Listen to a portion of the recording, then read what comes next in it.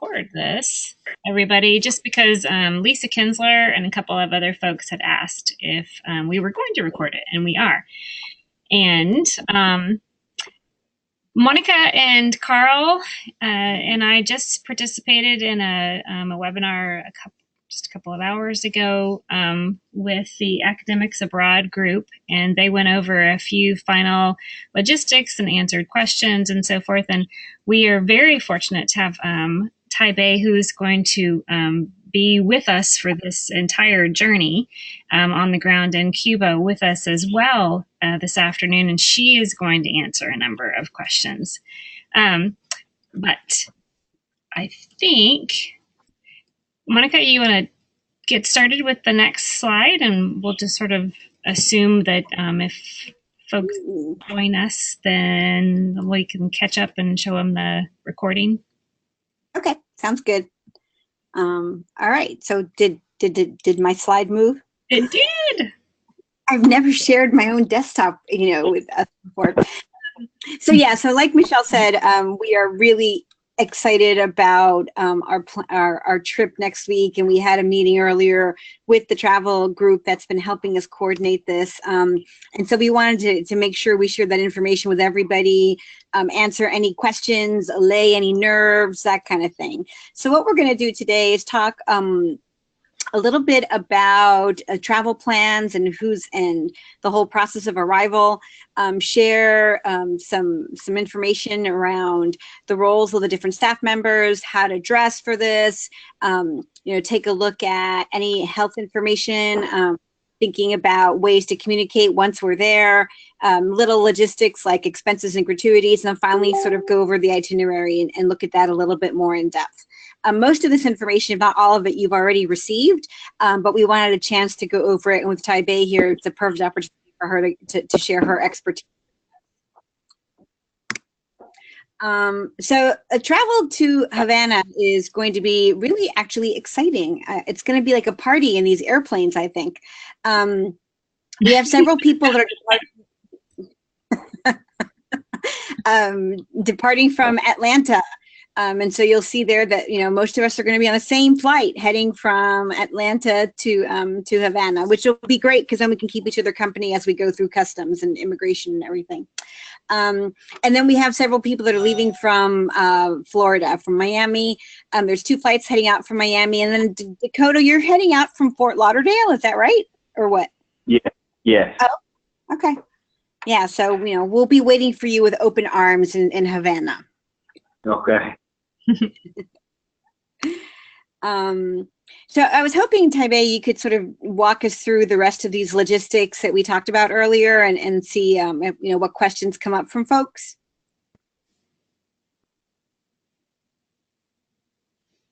Is she there? She is. Her microphone is muted. Sorry, can you hear me? Yes. Oh, yes. I was talking, and I didn't realize my microphone was off, like a crazy person. Anyway, I will be your delegation manager / tour manager in Cuba. And by the way, small note, Cubans are used to refer to anybody who leads a delegation or tour group as a tour manager. So sometimes they will ask, who's your tour manager? Where is your tour manager? That will be me. It's just how they call me. So I've been to Cuba many times. I'm very familiar. I'm very, very, very passionate about Cuba, as you will find out while there. So feel free to contact me with any questions, anything, logistics or otherwise. I love talking about anything related to Cuba, always. So let me, the other thing, I'm fluent in Spanish. So for those of you who don't speak Spanish, definitely there will be a tour guide and myself who both can help with translations as well. And maybe some people in the group, usually there's always somebody in the group also who speaks Spanish. So the first thing is staff roles. So for anything that concerns sort of representing the group, there are the delegation leaders, and I understand you guys have been in touch with each other. Many of you maybe know each other, so I don't think I have to go over that. But in Cuba, you will have me, and I'm sort of a logistics manager, crisis manager. I'm the person you go to when something is not working, when there's an issue, when there's confusion around something, you're uncomfortable with something. Please feel free to always come to me. I'll make my best to be accessible at all times. There will be also a tour guide who's Cuban, and that's who you will go to for anything related to informations about sites and about Cuban culture and society, and everything related to just Cuba. So moving on, attire. As it was discussed in the previous meeting, Cuba is it's sort of informal. Part of it is also the weather, and the fact that a lot of public or government buildings are not air conditioned. So the dress is pretty casual. And there are not any big expectations in terms of dress. And Cubans pride themselves in being sort of a classless, egalitarian society. So not that much emphasis is put on dress, which is sort of refreshing and relaxing. And it was recommended at the previous meeting to maybe dress in layers, because some of the venues will be air conditioned very strongly, whereas others will not have air conditioning. And because they're old buildings, they're not insulated very well, so they can be really, really hot. So it's good to have a little sweater or a little cardigan or a little jacket for when it's cold. But in general, it's gonna be really warm. Health information. So I've never had any major issues, although I have occasionally visited clinics and medical facilities, but it's always been for one time somebody just fell or somebody had a pre-existing issue. I have never had any major issue with anything happening in Cuba, luckily. All the places where we eat, they've been vetted ahead of time, and we eat there with groups regularly, and there's never been any problems. The quality of the food is really good. Our hotel has one of the best breakfasts I've ever had. I could stay in that hotel just for the breakfast. It's amazing. And the quality of the food it's safe. Also, the water that we will be served at the restaurants where we eat, water, tea, and coffee, it's bottled water or purified distilled water. It's safe. There's never been any problems. I know some people in the group have some dietary concerns or restrictions.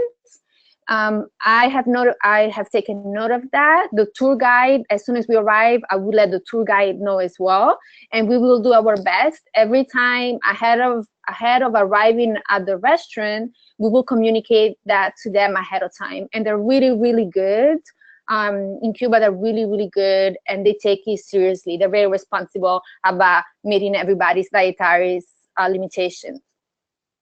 Just because sometimes things get a little hectic, people have many questions and overlapping concerns, we do our best, but please, whenever possible, it's always good to remind us, just to sort of to be on the safer side. Is everybody still there? Yes. Oh, okay, just making sure. In terms of health, so that's one thing. The other thing, I know a lot of people might be concerned about the quote unquote sonic attacks. I have strong opinions about that, and I don't want to sound too biased, but I'm personally not very concerned about that. And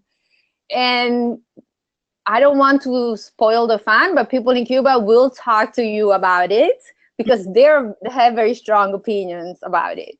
But all I can say is that I go to Cuba very often. I've never had any problems. I've never met anybody who's had any problems. I even know somebody who used to work for the State Department who doesn't know anybody who's ever had any problems. I know other anyway, but you know, so it's and in the list of venues that that allegedly were, you know, subjected to these attacks, our hotel is not one of them. The two hotels are the Hotel Nacional and the Hotel Capri, and we're not staying in either one of those. Okay. And I do know somebody who did, and they're absolutely fine. One thing to keep in mind about that is that for the Cubans or the Cuban government to do that to American tourists, it will be counterproductive for themselves. They have no interest in doing that. American tourism to Cuba has been a huge source of income and of economic opportunity for a lot of Cubans. Regardless of anybody's political views, they have welcomed this with open arms, and because it has helped them tremendously. So really, the incentive on the part of the Cubans to do that to us, it's really sort of inexistent. And I'm just saying that to sort of reassure you, because that's very reassuring to me. I've seen Cuba. I've been in Cuba where more than 2 million Americans went to Cuba, and I've been to Cuba right after the news broke of the sonic attacks, and people were literally crying because all of a sudden their main source, their newfound main source of income was gone. And so it's very hard for me to believe that they would want to do that. It doesn't make sense. It's just logistically doesn't make sense. So, and I'm just saying that, yes, I'm being a little biased, but to sort of further reassure you. Again, we cannot control, and I don't know, none of us knows the truth. But even if that's true, even if it's just the way, you know, we're being told it is, we would definitely not be a target. There would be no reason for us to be a target. Okay, sorry, I'm going too much into this. And so in terms of health, the last two things, we all have health insurance, we have repatriation policy, and I will definitely help you should anything happen and you need assistance with that. There is a doctor in the hotel. There's either a doctor or nurse practitioner who has a medical office in our hotel. Sometimes that person is called out on emergencies. Should somebody have a health emergency and should she not be there, the international clinic, it's 10-15 minutes right from the hotel. The other thing, Cuban health system is amazing. It's really, really, really good. I cannot stress enough how good doctors and medical professionals are in Cuba. The facilities may seem a little outdated to somebody who's used to American medical facilities and who has access to good American medical facilities. But the skills, professionalism, and ethics of the medical professionals completely offsets that. So communication. So should any emergency occur, we will definitely assist you in any possible way we can to make everything, make sure everything goes smoothly, and we will communicate directly with the academic travel abroad office here. In terms of communication.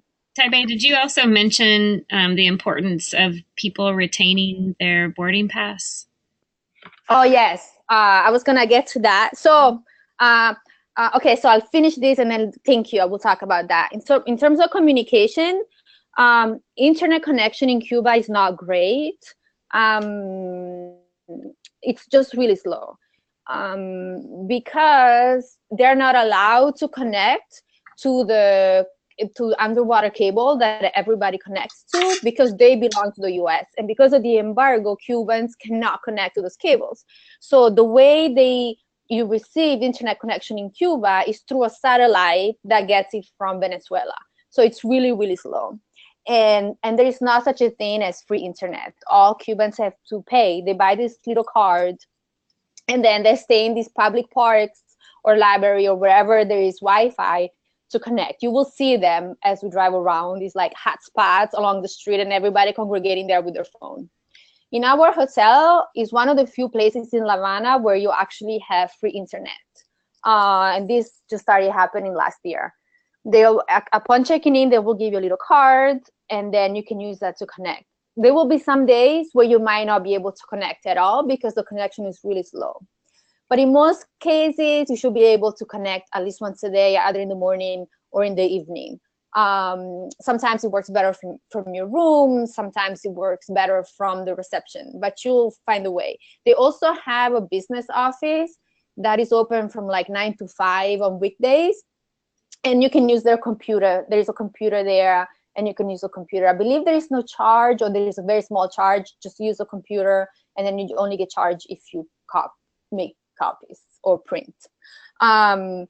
One app that works very well to communicate between Cuba and the US is IMO, IMO. So you can have your loved ones at home and yourself download that on your phone. For some reason, it works better than Skype or than WhatsApp sometimes. And you can do, you can chat or do video or voice calls, free Cuba to the US. The other thing, I have a Cuban phone, and I think the number is in my email. Feel free to give it to your families. If there's an emergency and they need to get a hold of you and they can't, they can try my cell phone. I'll be with you most of the times, except maybe the one night that it's free. We might not be together that one night. But should there be an emergency and we're not together, I'll do my best to find you. If I'm not at the hotel, I'll run back to the hotel and I'll put you in touch with them. The other thing, so some phone companies now roam in Cuba. So I suggest keeping and the charges are really high. So I recommend keeping your phone on airplane mode, because otherwise you'll get phone calls and text messages and you'll get charged, and you don't want your data. You don't want to use your data in Cuba unless you really have to, because it's going to be really expensive. So as soon as you land, put your phone on airplane mode or turn off your cellular data so you don't get charged. And then you can just turn it on if and when you need to use your phone. Okay, so I'm talking a lot, so please, somebody asked the voltage at the hotel. Every room should have at least one outlet where you can plug in a outlet or a converter to plug in US appliance. Your iPhone, your computers, if you have any Apple device, so you don't need a converter. You can just plug them in, no problem. A lot of cameras right now, the charger are also now universal. You can check if your device has a universal, I'm sorry, the thing that you plug in, cord, I'm sorry. If not, you can bring a little adapter. You're not gonna be able to find an adapter in Cuba. Or if you do, it's gonna be hard to find it. But the hotel, maybe not all, but it was recently renovated, and a lot of the rooms have at least one. But again, if you have some kind of device that it's important that you use and you're not sure, just bring a little converter. You can buy them at CVS or Walgreens for a few dollars. And it's something that if you don't use, you can leave it back and donate it to somebody in Cuba before you leave. Oh, okay. Alex said he's going to be taking a converter with multiple plug adapters if anyone needs it. Thank you. Somebody's asking about shipping or mailing to the US. Okay, so when Obama, early after Obama restored to Cuba, and actually when he was shortly after he's in Cuba, he needed and they needed packages again to be mailed from Cuba. But again, I don't have any experience of any package mailed to Cuba, and I think they usually ask it to them. So my guess is it's not efficient.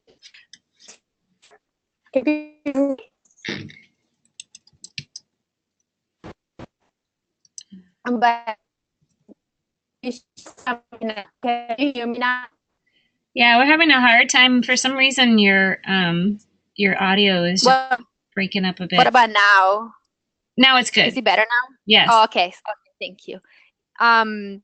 So I was saying it might be hard to mail packages, but as far as postcards go, it's totally fine. You can mail postcards from Cuba.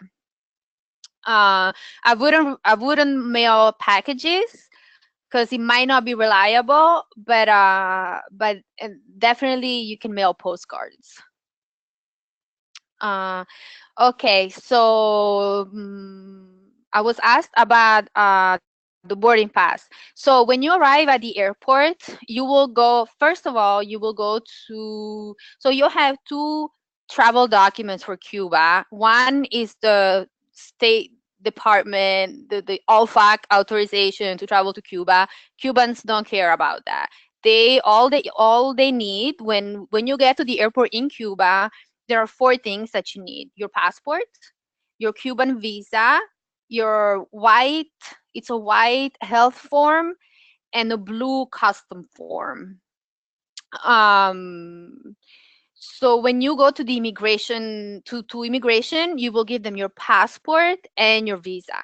Your visa has 2 sides, 2 identical sides.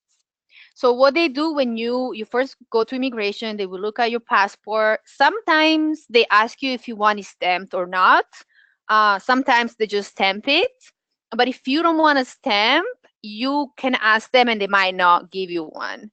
Because you're traveling legally, I would not even ask. I would just let them do whatever they do. If they want to stamp it, fine. If they don't stamp it, fine. Sometimes people want a stamp just as a souvenir. And if they don't stamp it, they can ask and it's fine. They'll appreciate it, you wanting the stamp. It's just a little silly thing. So the visa has 2 identical sides. When you go into Cuba, they take the first half and they keep it. And they will put the second half in your passport. And sometimes they because you don't see, there is a little counter and you don't see what they're doing. So they will give you back the passport sometimes, and the visa is inside. And some people pick up the passport, don't realize the other half of the visa is inside, and they lose it. It's really important not to lose that half of the visa because we need it to get out of the country. And when we go back to the airport to return to the US, if we don't have that half of the visa, you might get charged $100. So it's important that when they give you the passport back, if they don't hand you the passport and the other half of the passport, and make sure it's there and you don't lose it later. Also, the boarding pass, it's sort of the proof that you're enrolled into the insurance policy. So it's also important not to lose the boarding pass. When we arrive at the hotel, there will be a safe deposit, a safe in the room, in your bedroom, and that's where you will keep your passport with your visa, with your boarding pass, and money and valuables. It's also a good idea to take a photo of your passport, maybe your visa. That way you can leave your passport at the hotel in the safe. You will never need it while we're there. You might need it when you exchange money actually, you don't even need it when you exchange money at the hotel. So you can just leave it in the safe. Just keep a picture of the first page of the passport in your phone. So should there be an emergency when we're out and we go straight to the doctor, you can just show the picture of your passport. So after you go through immigration, there will be nurses. It's a little chaotic. There will be a table somewhere with some nurses, and they will be collecting the white health forms. Sometimes, and this is because of some questions that people asked about travel to Africa. Sometimes they don't even collect them, or if they do, as the plane arrives and there are like 100 plus people handing them these forms, most of the times they don't really look at them. They just kind of grab them and put them on a pile. And then you will pick up your luggage. There are 2 conveyor belts, and even though a group of you might be on the same plane, not all of your luggage might come out of the same conveyor belt. It's a thing. I don't know. So it's good they're sort of near each other, and it's good. It's a very small airport. It's good to check both of them for your bag. If devices, so Wi-Fi devices other than your regular iPad or phone, like standalone Wi-Fi receivers, are not allowed in Cuba. So if you have one of those devices, he will be confiscated at the airport and returned to you when you're boarding the plane to go back to the US. So I would recommend not bringing it with you. Also, I don't see why somebody would bring one, but in the past, I've had somebody bring one, and it was a little bit of an issue because we flew into Santa Clara and we were flying out of Havana, and so he wasn't able to get it back, and it was on a very expensive device. What else? In the form, okay, so once you get your luggage, then you proceed to exit, and as you exit, there will be custom officers, and they collect your custom forms. Most of the times, again, they just take the form, they don't really even look at it, and off you go. Sometimes, just like in the US, they might do a random check. Don't worry.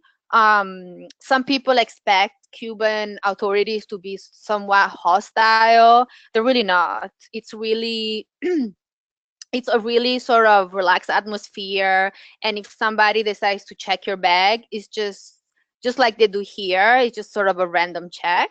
It's no reason to be alarmed. And then the other thing, in the custom form, in the back of the custom form, it asks about electronics. Do not declare anything there that is for your personal use. They'll ask that question because of it's more that is more for Cuban Americans who return to Cuba to visit their families and maybe bring a lot of things to donate to certain communities, or maybe religious groups who sort of in the Cuban authorities' mind, they have sort of an ulterior goal or sort of propaganda, etc. It doesn't apply to us, to sort of to tourists or professionals or researchers. Anything that is for your personal use does not need to be declared in that form. You shouldn't have anything to declare on that form. And then as you exit the airport, it should not be hard to get a taxi. Make sure you negotiate the rate. It should be $30, $40 at most. It really should be around 30. But it's the beginning of the season, so actually it's not the beginning of the season, never mind. Between 30 and 40. And if more of you can get into a taxi, the rate should be the same. And you can just say that you're going to the Melia Cohiba. or Cohiba Hotel. If the driver does not speak English and you don't speak Spanish, they should be able to understand Cohiba Hotel or Hotel Cohiba. Okay, somebody's asking about exchanging currency. It would be good to exchange some currency as you arrive at the airport. I wouldn't exchange a lot. Maybe exchange $50 so you have enough money to get to the hotel. Once you're at the hotel, and the exchange rate is pretty much the same. When you get to the hotel, you'll have two ways to exchange money. One is the official way. There's the Cadeca official exchange office, and which is a little complicated. You have to stand in line. It closes at 5. They want your document, or you can just go to the front desk 24 hours. You don't even need to show your document, I believe, and you can exchange money. It's good to exchange money in small increments, because if you have money left over at the end of your trip, you won't be able to use it in the US, and you won't be able to exchange it in the US, because Cuban currency, it's not an exportable currency. And so you can only exchange it or use it in Cuba. So ideally, you shouldn't have that much money left, just enough that maybe once you're at the airport, you buy your last cigars, bottle of rums, or souvenirs. And maybe, and the other thing, there are two currencies.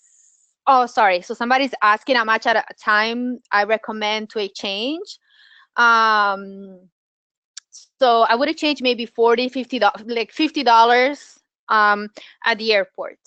Then the first day, or when you get to the hotel, you can exchange $100 the first day, and then see how far that goes. And then you can adjust accordingly, because those $100 may last you 2-3 days, or you might find a nice piece of art on the way to somewhere, and then you use it up. I would maybe the first day exchange 100, at the most $200, and then you sort of decrease that amount as we get close to the date where we depart. In terms of cost of goods in Cuba, Cuba is as a result of both U.S. and Cuban policy, it's not a very wealthy place. So a lot of people, because their standard of living of Cubans is not very high, a lot of people expect to arrive in Cuba and find things to be very affordable, as they are in other Latin American countries.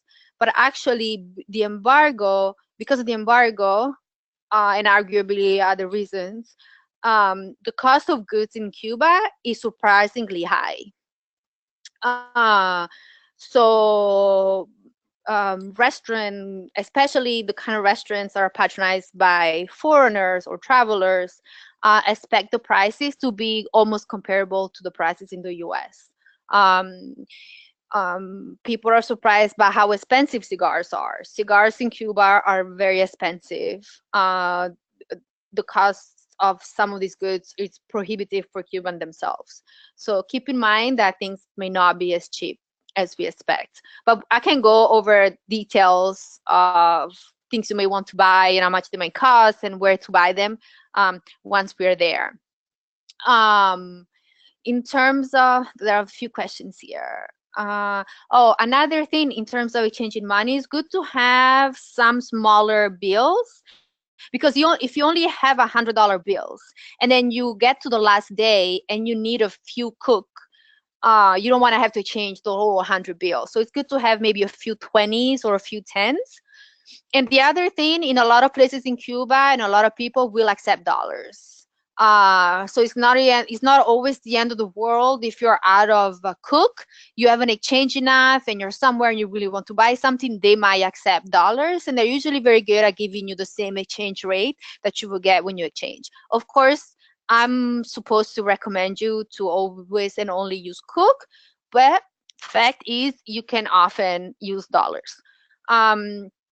Another thing, when you use the restrooms, the public restrooms, there usually is a little tip expected. There is a lady who stands outside and they will give you, there's no toilet paper in the toilets, and she will give you the toilet paper, and there's a little basket where she collects money, which is sort of like some people take it as paying for the toilet paper. So a lot of people in the groups, they bring their own toilet paper so they don't have to pay that little tip. But that's actually, you're not just paying for the toilet paper, you're also paying that person makes a living by standing in the toilet and assisting you. They're also the ones who clean the toilet. Sometimes they flush it after you because they don't work. So it's nice to give them something. And you can give a little coin, like a quarter. There's a quarter of a cook or one cook. If you don't have coins and you don't want to give them a big bill, it's good to have some loose dollar bills, and you can leave them a dollar bill. So it's also good when you to have a few $20 bills and maybe a few $1 bills. When you don't have small money for tipping, you can just leave $1. Yeah. And in terms of somebody's asking about the exchange rate. So there is, maybe, I forgot what it is. It's like, and it fluctuates there's between 3 and 7% exchange tax that you pay when you exchange any currency. For the US dollars, because Cubans are not allowed to trade in dollars, and there is an additional 10% tax when exchanging the US dollars, and that applies everywhere.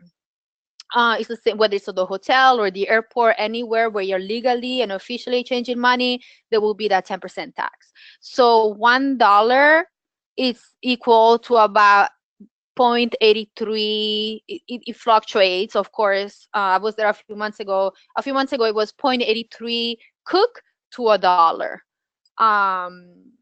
And if you have euros of Canadian dollars, you don't have to pay the 10% exchange rate.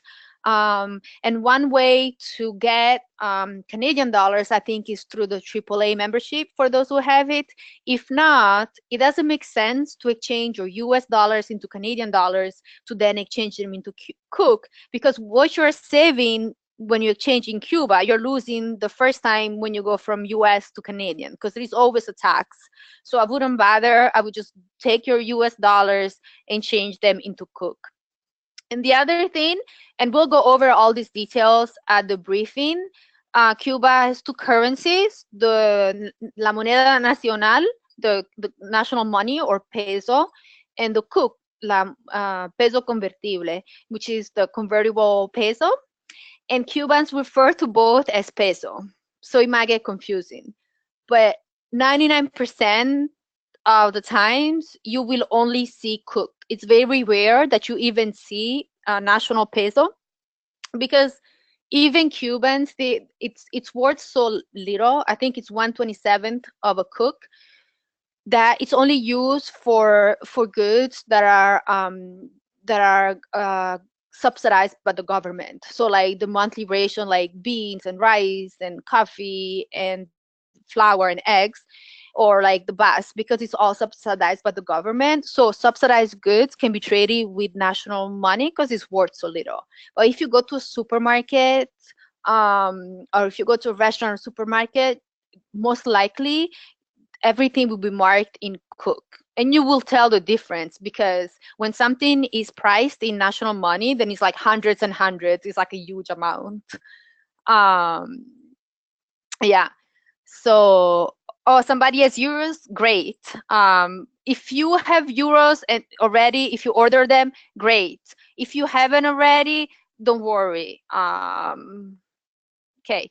Sorry, I'm looking through the question. Yes, the hotel also imposes a 10% fee for dollars. Taking pictures. Okay, you can take pictures freely, except just like everywhere, except government buildings or military installations. You're not supposed to take pictures there, but that's kind of like everywhere. I always recommend asking people for permission before taking their photo. Because for example, there's a lot of there are various religions that are practiced in Cuba. a very widespread religion is Ifa or Lokumi. And when they go through initiation, you see people in the street who are going through initiation, and they wear white. They wear all white, and they wear some beads, elekes. They, while they're going through initiation, they're not allowed to be photographed. So you wouldn't know. So it's always good to ask. The other thing, when we go to, I feel like I'm going too much in detail maybe, but anyway, when you go to Old Havana, and we will go there one day, there'll be a lot of people wearing these beautiful traditional clothes. All these lady with these beautiful clothes and flowers in the hair, smoking these big cigars. They will charge to be photographed. That's how they make a living, is to just sort of like, if you have ever been to Times Square in New York, there are the people with the costume, and you photograph them and you give them $1 or $2. It's the same thing in La Habana. So there are people who sort of pose in these beautiful traditional dresses, and you have to pay to take their photo, which is usually $1 or $2. So okay. In terms of, again, photos, let me see. If you have like really professional video cameras or things like that, you might have an issue, because any professional photography and filming, you need a license. Let me know if that's the case. But I mean, but this is if you have like really professional equipment. Okay. Do you recommend not taking laptops? Honestly, I have never I'm completely dependent on my laptop. I'm one of those people who cannot live without her laptops. Plus, I have multiple jobs, so for me, my laptop is important. And yet, the one place in the world where I do not take my laptop is Cuba. I mean, unless you really need it, you won't be able to really use the internet on it. If you do, it's gonna be for a very limited time with a really bad connection. And it's kind of more of a liability for you, because you have to worry about getting damaged, about getting lost. I don't. I rather, because I'm limited also with my carry-on. Between my laptop and my camera, I have a big camera. I prefer taking my camera. I get a much better use out of my camera in Cuba than my laptop. If you have a professional emergency and you have to write something that requires a laptop, you can use the business office. But then again, it depends what you need to do. iPad might come in handy, and it's definitely easier to carry around than the computer. There's a safe in the office where you can leave it when you're not using it, and you can use it. Yeah, between a laptop and an iPad, I would definitely bring the iPad. Many times I've gone to Cuba with neither, and at the end of the day, I didn't really need it. But the iPad might be good. What else? So I hope I'm not missing any questions. Let me see. Okay. I'm just looking at the time, so maybe we can go on to the itinerary. Sure. Oh, very quick. So expensive and gratuities. Okay. So the itinerary. The one thing about the itinerary, academic travel abroad is they're really good about providing a last-minute itinerary, which is really accurate. But I want to say this anyway, because it's Cuba and things do happen. Sometimes things don't go according to the itinerary for as much as everybody, both on the US side and the Cuban side, tries. So I just wanted to put it out there. And whenever that happens, they're really good at making up for it, or finding alternative activities of equal value to you to make up for it. But for example, some of the buildings are really old, and they have issues with the facilities, and maybe sometimes it's raining inside the building, and they're proud, and it's a little humiliating for them that a professional delegation from the US, a very well respected professional delegation in the US, is gonna go to their building and see them with buckets and and holes in the ceiling. And so maybe that building is closed, and then maybe that meeting doesn't happen, and we have no idea why. And a lot of people take this as being a sign of disrespect, but it's most of the times, if not all the times, it's more because of some structural issue, and they're a little humiliated, and so they're now being forward in explaining what happened, but they will make up for it. With that said, I think this itinerary, it's all confirmed and solid, and it should be okay. Let me see. I'm just gonna question. So let me see the itinerary. So on Monday, the one thing, I'm supposed to arrive. I'm flying in from New Jersey, and I'm supposed to land around 2 p.m. So if my flight is delayed, I might not be at the hotel right at 3 o'clock. Do not see me at the hotel at 3 o'clock. And we haven't had any communication contrary with one. It means that my flight is delayed. Please don't panic, and I'll be there as soon as I can. Some flights to Cuba, this is also delayed. Time in Cuba is everything. Once you get to Cuba, you'll see that time is a little more flexible. And that goes for that too. Anyway, but Monday, I should be there, if all goes well, around 3. And some of you will have arrived. Some of you will still be arriving. We'll check in at the hotel later that day, and I will assist you with any issue with your rooms, checking in. I will show you where there are a couple of stores. There's a little convenience store right around the hotel, and there is a mall. There is actually a quote-unquote mall across the street that the hotel, where you can buy a lot of last-minute things that you may need, like some drinks, some snacks. And it's also really good to see what a supermarket is like in Cuba. And we can talk about that when we see. Anyway, I can show you all that when you arrive. Our hotel is right on the Malecon, which is sort of along the seaboard in La Habana. I'm sure everyone has seen those photos of movie scenes of classic cars driving and the waves splashing. That's right. Our hotel is right there. It's my favorite part in all La Habana. The location is beautiful. It's very much La Habana, and it's a very nice hotel.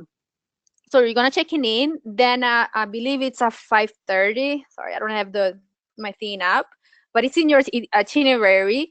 We're going to meet in the lobby of the hotel, and I will take you to a room where we're going to have another briefing. I might go over all these things again, and you're going to meet your wonderful tour guide.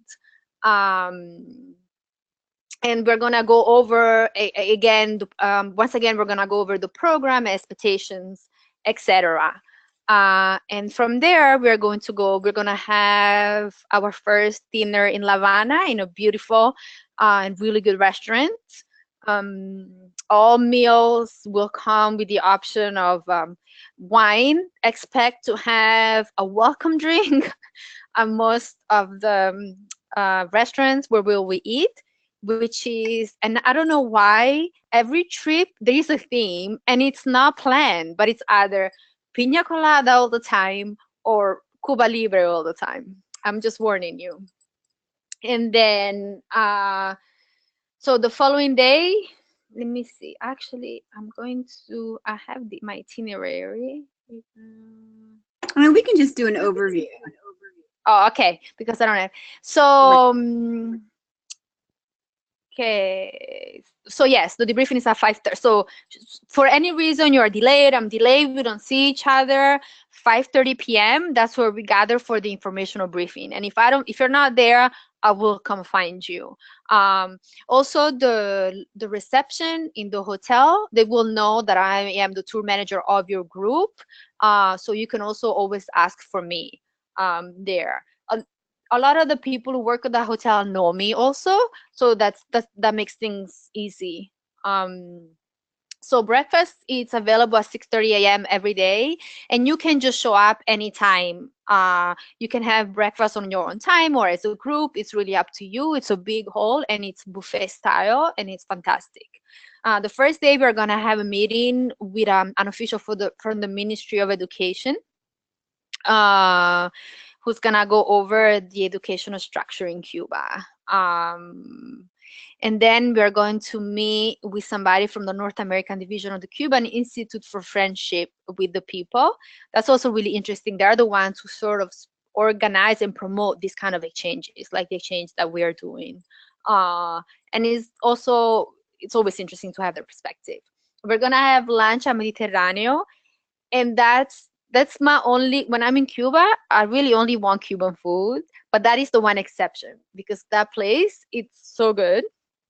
And the chef is from where I grew up, so it's a very special place, and they make everything from scratch because they cannot source anything. The food, it's an Italian restaurant in Cuba. They make it all themselves or they grow it themselves, so it's a farm to table restaurant. After lunch, we're gonna have a walking tour of old Havana, so over some of the architecture. It's beautiful.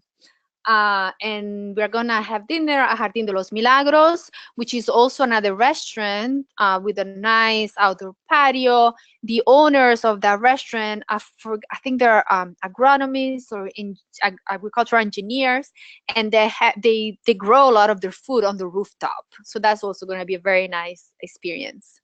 The following day, we're gonna visit the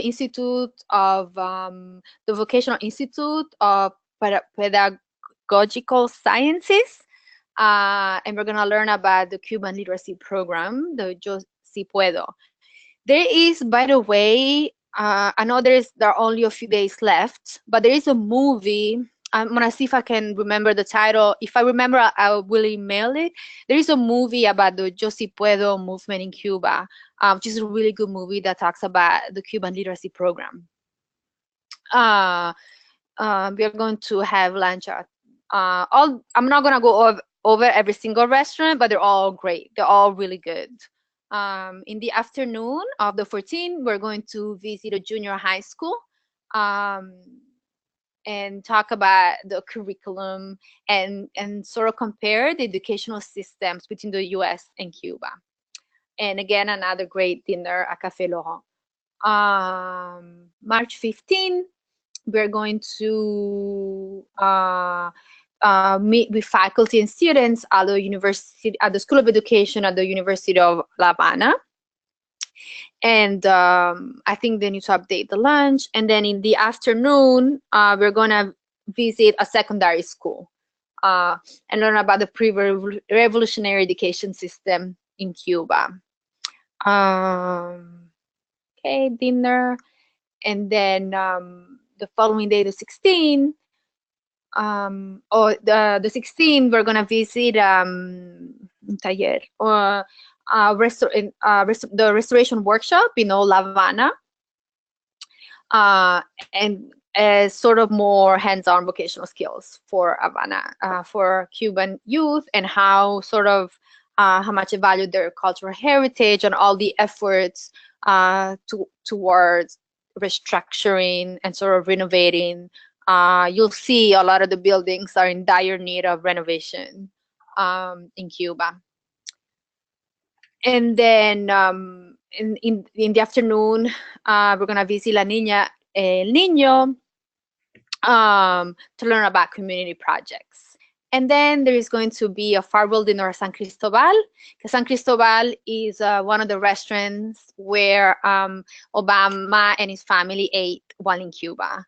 And if you're lucky and the owner of the restaurant is there, he might, he's a very charismatic guy. He's very nice, and they might even give you a little tour of the restaurant. And the following day, we sadly depart back to the US. We're going to try to have because I know everybody is supposed to go back to the airport or on their own. But if you can get a big enough group, maybe the earlier ones or the later ones will have at least one transfer. We can ask the driver to make at least one trip to the airport for some of you who are going to be departing, and then we'll figure it out while we're there, and we'll just kind of like compare travel times, and we'll get at least some of you back to the airport with the bus, and then some of you may just want to take a sort of a more panoramic leisurely ride to the airport on a classic car, but we can figure that out while we're there. Okay, let me switch screen and see if there are questions. Okay. I don't see any more questions. I'm sorry, I just spoke a lot, but I wanted to make sure to cover everything. Are there any questions?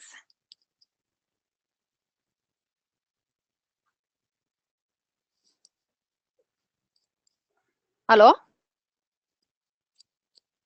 Nope. Yeah, I think doesn't seem like there are any more questions. Okay. I'm sorry, I had a lot to say. I'm so sorry. No, we really appreciate it. You shared a lot of really good information. Let me think. There is more. Oh yes, something that it just came up on the previous meeting. The meals are really long, and sometimes because we are used, especially at lunchtime, we are used to sort of more kind of efficient and speedy lunches in the U.S. Cubans take very leisurely lunches, and they're very hospitable, right? And so it's important to them. They want to show us the best that they have to offer. And sometimes Americans, we get a little impatient because there's so much we want to see and there's so much we want to do, and we're sitting at lunch for an hour and a half. That's sort of the way it is. People have complained, we've tried to change it, but it's very hard to,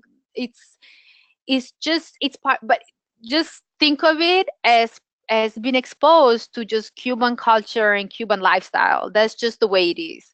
The stores close at lunchtime, everything closes at lunchtime. That's the rhythm of life in Cuba. And it also gives the driver and the tour guide sort of an opportunity to rest up before going on for the rest of the day. Let's just take it as part of the experience and make the best of it. Okay. All right.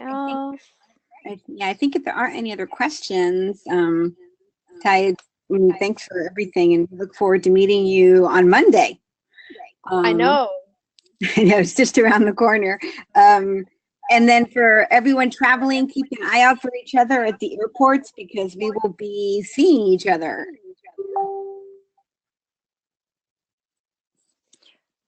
Hello? Yes, I think we're good, Yes, right? okay. Michelle, do you have anything to say? Oh. No, I'm good. I'm good. Thanks so much, everybody, for joining us on this trip. We are excited about this big adventure and really excited about the group of people who are going with us, too. Excellent. All right, so we will see you guys in Cuba on Monday. Thank you. Yes, and please feel free to email me or call me with any questions. And I'm usually up late at night, so don't worry. Any questions you might have, feel free to reach out. And again, and I promise, while we're in Cuba, I will not speak so much. I will let your Cuban tour guide do most of the talking. But I just wanted to get all the logistic stuff out of the way. Excellent. Thanks so much again. And thanks, everybody. We'll see you soon. See you soon. Bye. Bye.